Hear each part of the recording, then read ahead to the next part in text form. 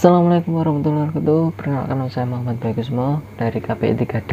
Nah, di sini saya akan mereview atau meretail materi yang sudah Bapak Zaki berikan dalam podcastnya di matkul sejarah dakwah. Nah, sejarah itu bukan hanya kita terbatas pada hafalan saja. Nah, namun yang terpenting adalah hikmah apa yang kita dapatkan dari peristiwa sejarah tersebut. Nah, di sejarah dakwah, ruang lingkupnya tidak hanya pada peristiwa yang itu saja, namun bagaimana dakwah tersebut dilakukan, bagaimana ada yang berhasil ataupun yang gagal. Nah, itu semua sebagai refleksi untuk reapplication pada dakwah kita di masa sekarang. Sejarah dakwah adalah gabungan dari kata sejarah atau history dan kata dakwah, yang kemudian dapat kita definisikan sebagai peristiwa masa lalu yang dimana para umat dalam menyerukan agama Islam dan bagaimana respon dari para umat terhadap peristiwa tersebut, kemudian bagaimana reaksi para umat dalam dakwah tersebut.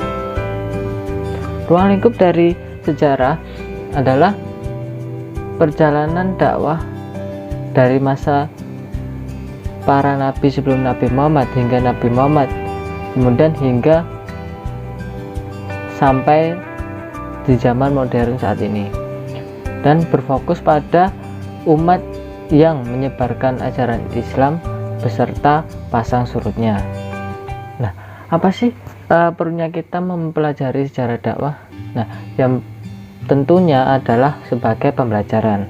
Selain itu, adapun secara khusus fungsi dalam mempelajari sejarah dakwah adalah yang pertama, mengetahui strategi perjuangan dakwah para rasul. Yang kedua, menentukan sikap dalam berdakwah melalui cermin sejarah. Yang ketiga, mengetahui maju mundurnya dakwah dari masa ke masa. Yang keempat, mengukur sejauh mana pengaruh dari dakwah tersebut. Yang kelima, memprediksi peran Islam di masa yang akan datang. Dalam sejarah dakwah ini ada 9 masa dakwah yang kita fokuskan, yang pada setiap masa tersebut memiliki masing-masing ciri dan hikmah yang beragam. Dimulai dari dakwah para nabi, kemudian berlanjut ke Nabi Muhammad yang secara umum menggambarkan kesabaran dan kesungguhan dalam berdakwah. Nah, dakwah dimulai dari lingkup kecil yang pada masa sebelum Nabi Muhammad masih hanya pada kawasan tertentu, kemudian meluas perlahan hingga Nabi Muhammad bisa menyebarkan dakwah Islam keluar negeri Arab. Kemudian estafet dakwah dilanjutkan pada masa Khulafaur Rasyidin.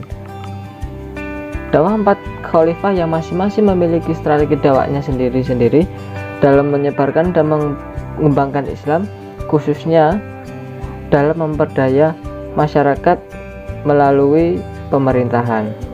Perluasan dakwah Islam terus berlanjut mulai dari dinasti Umayyah dengan penguatan kajian Islamnya, kemudian dinasti Abbasiyah dengan kekayaan intelektualnya, lalu dinasti Turki Utsmaniyah dengan kekuatan militernya. Terlepas dari persoalan moralitas yang menjadi faktor keruntuhannya, mereka turut menyumbangkan keberhasilan yang besar atas pencapaian umat Islam. Wilayah dakwah Islam terus meluas hingga ke Asia Tenggara, dan di Indonesia, di Cina, Afrika, bahkan sampai di Eropa, Amerika, dan Australia, yang kemudian menanamkan semangat pada wilayah-wilayah masing-masing. Contohnya di Indonesia dengan dakwahnya Wali Songo, dengan pendekatan-pendekatan seperti menggunakan kebudayaan.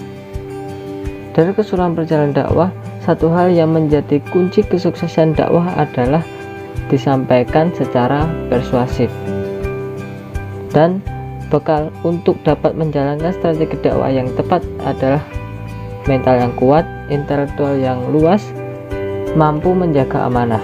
Sebab dakwah yang baik bukan hanya sebatas di atas mimbar, namun juga pada pengembangan dan pembudayaan umat. Nah, mungkin sekian itu saja dari saya, kurang lebihnya saya mohon maaf. Wassalamualaikum warahmatullahi wabarakatuh. Bye.